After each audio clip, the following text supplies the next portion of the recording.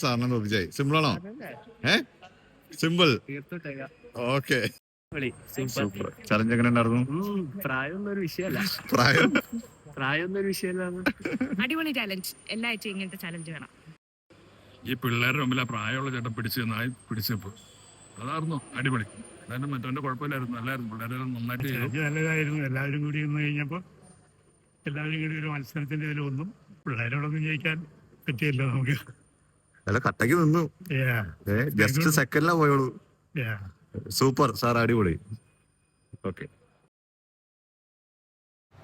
Guys, ഇന്ന് Saturday എല്ലാവർക്കും ഒരു കാർഡിയോ സെക്ഷൻ പ്ലാൻ ചെയ്തു. മൂച്ചായി വന്നപ്പോഴാണ് ഒരു ചലഞ്ചിലേക്ക് എത്തിപ്പെട്ടു.